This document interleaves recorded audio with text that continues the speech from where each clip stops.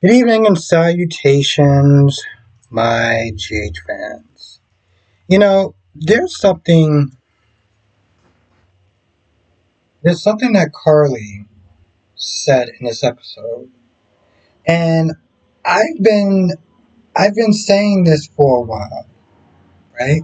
And this leads to I feel like there's a bit of a, I don't know if you want to call it a contradiction, but just try to follow me for a minute. 'Cause I thought about this like maybe a couple weeks ago or a couple of days ago. So, Jason approaches Carly and it's like, I've been snitty trying to reach out to you. Why you been avoiding me? Da da da da da. She's like, oh, I've been busy. And, she's like, hey, listen, I'm about to sit there and meet Jack. And, Jason's like, but you know what Jack is not there doing to Josslyn and you're still dating him. You didn't confront him. And I'm surprised that you actually listened to me. So, like, what's going on? Right? She is like, and I said this, I was thinking about this a couple of days ago. She was like, as long as I am not there dating Jack, then he has incentive to protect Joss. Now, in all reality, Jason, and I'm going to get to Jason's ass in a second. Jason eventually went to Anna and it was like, I need your help, getting Jocelyn at the WSB.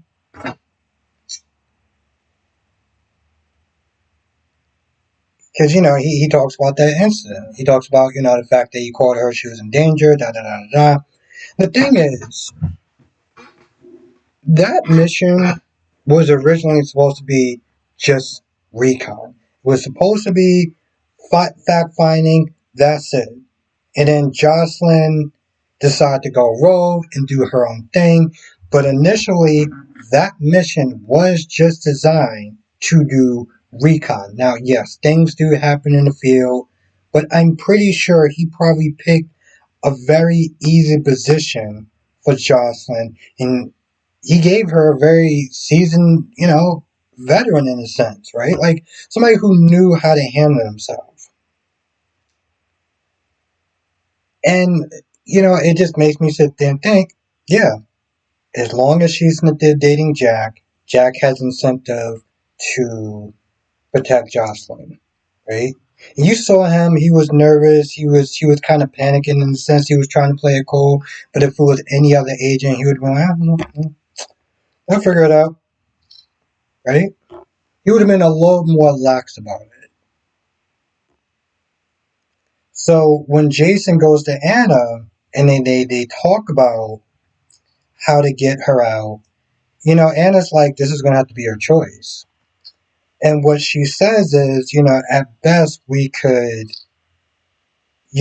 get Jack away from Jocelyn and get her somebody else. Because she says that he is known for picking dangerous missions. And so if we get somebody else to sit there and handle Jocelyn, she may be in a little bit more safer assignments. He was like, okay, fine, that's what I have to do.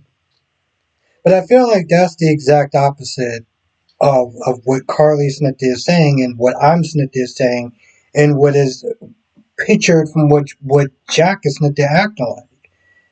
Why would you assign somebody else? And this is my whole thing about tanking down Jack, right? Because at first that's what she wanted to do, take down Jack. We'll say that you take down Jack and Jocelyn decides she still wants to be in the WSB or whatever. But then she's going to be dealing with somebody new that's not really that doesn't have an incentive to sit there and really kind of take care of her, like Jack is. So I'm like, I feel like there's so many different ways that Carly's plan can wind up blowing up in her face. Plus, I just didn't like the fact that he walked in there. He was, Jason walked in. He was like, "Oh, I need your help." I was like, "Whoa, whoa, whoa. I'm sorry, what?" Even Anna was like, "Oh, I'm sorry. So we're talking again?" And of course, she's like, "Well, I'm still mad about the fact you manipulated me." And I was like, "And you can sit there and take your bitch ass right out that goddamn office, okay? Because You know, Anna said, "Hey, listen, there's a reason why I couldn't do that. I would have went to jail for treason, so I couldn't do that.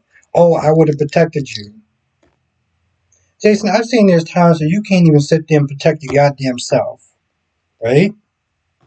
You were missing for about 5 years, give or take, when Faison took you. I think, right? When they had him in patient 6, then there was a tunnel collapse. Then you were missing for a period of time then. And then recently, that one guard that he was sitting there struggling with. So let's not sit there and talk about how it's a guarantee that you would have looked out for her and not said anything, and like, it's jail time. Jason, you're not worth jail time. Let's just be very clear about that. So I didn't like the fact that he was not there asking her after he had such a bitch ass attitude to her. But Anna, being a better person, way better than me, decided to sit there and help him out. Um, Now Marty goes to Ronnie's house. I don't look at spoilers, right? And I've seen people in the chat that have been snitches saying, "Oh, they're working together and this, that, and the third," and it was Marty that sat there and drugged Ronnie and everything like that. I don't know what spoiler sets y'all are going to, but well, I guess y'all picked some good sources. Turned out that they were working together, and she realized it wasn't Tracy that drugged her, that it was Marty. Now he's like, "You need to sit there and sell this house to Drew." Because he really wants to sit there and get payback towards Tracy. He's like, "You need to sell this house to Drew. Otherwise, I will rat you out because, he the one that sat there and forced the will." And, it's not just saying, at worst, the family don't rock with you. I mean, at best, the family don't rock with you. At worst, you can want to go into jail. So you're going to sit there and sell the house to Drew. Meanwhile, Ned and Olivia meet up with Tracy. And Ned wasn't there saying the same thing that I was saying in these streams. That you played it all wrong. You gave her the perfect opportunity to kick you out the house. And whatever plans that she got going on, you can't be there to stop her because you're not there. He's like, "You need to go back to the house, play nice, we'll come with you." And, you know, because he was like, grandfather would be ashamed of you. And Olivia doesn't like the idea because Olivia's like, she seems like she's good people. And of course, Ned is like, yeah, she seems too good to be true. Oh, even Michael, when he's done what he's doing, he decides to go with them to the house just for Ronnie to sit there and say, "I'm selling the house." Now, Michael, I do not understand this man's plan. Okay? You want to sit there and get Josslyn a job. Okay, cool. Now, I can understand that he couldn't get her a job at, Aurora or anything like that, right? Okay, fine. But, and maybe he couldn't get her a job at at his mother's hotel because now it looked a little kind of fishy. Okay, you could have picked any place other than going to Crimson to get her a job. And then, Jacinda's like, yeah, here's the problem. I what a woman you about to sit there and try and get me the job with paid me to drug Drew.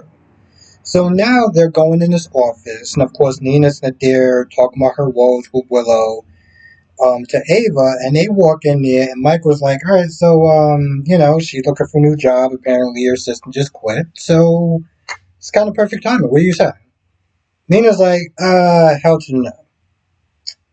They go back and forth for a little bit, and then Michael's like, listen, Aurora has been supporting Crimson. You doing all the dirt that you did, especially you lying under oath and everything about an alibi that wasn't true, and we're sitting there backing you. And at this point, Ava's like, you know what? I see where this is going. So Ava's like, yeah, maybe we should sit there and give Josslyn a chance. Cool. Um,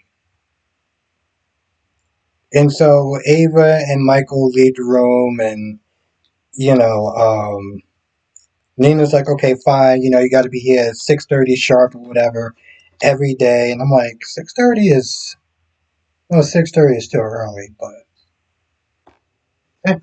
what else?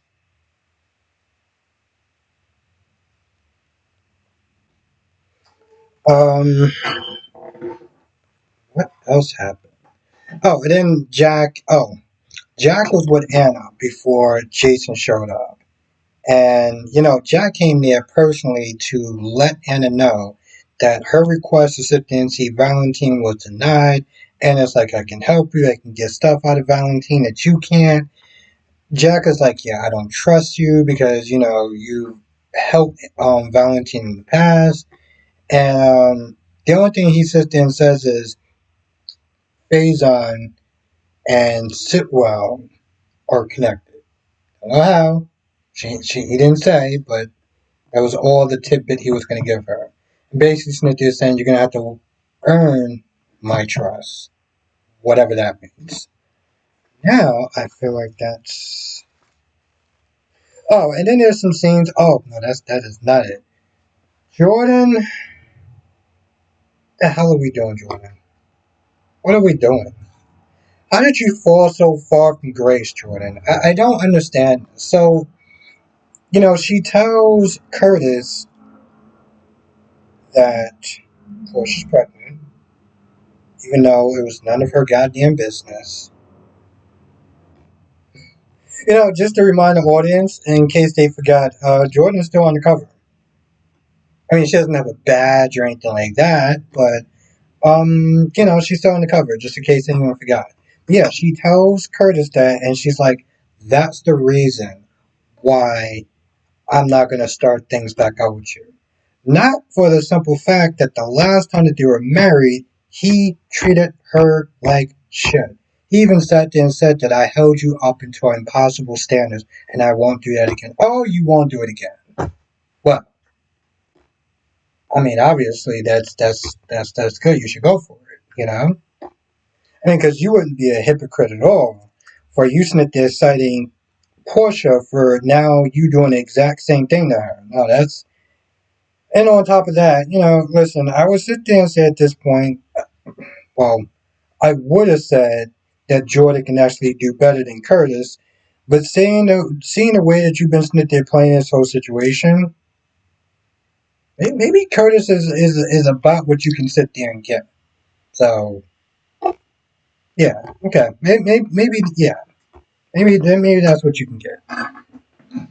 Um, Now Isaiah takes Porsha to the cabin and is like, "Oh, there's some food, there's some wine. We're gonna sit there and have a great time. Here's your wine glass." And she does everything to make sure that she does not lead him on to, um, you know, knowing that she can't drink the wine.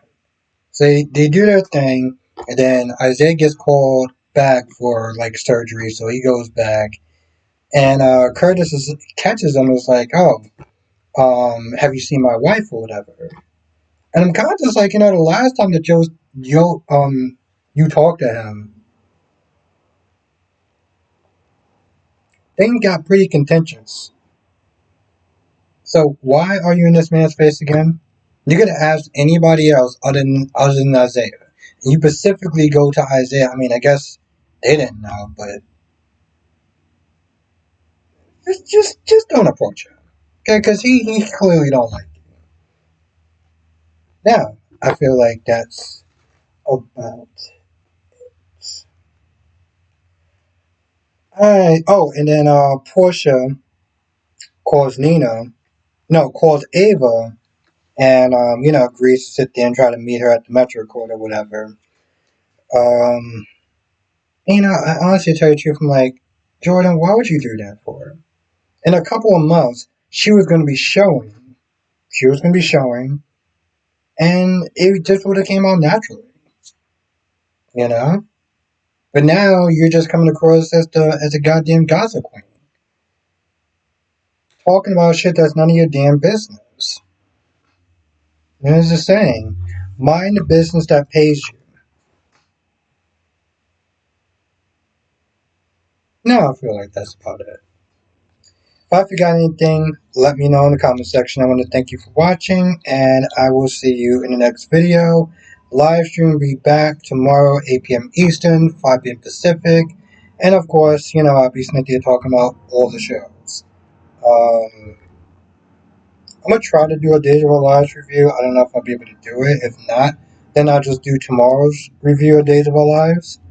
Um, and of course, during my stream, I'll sit there and talk about today's episode of Days of Our Lives anyway with all the other soaps. Yeah, I'll see you on the next video.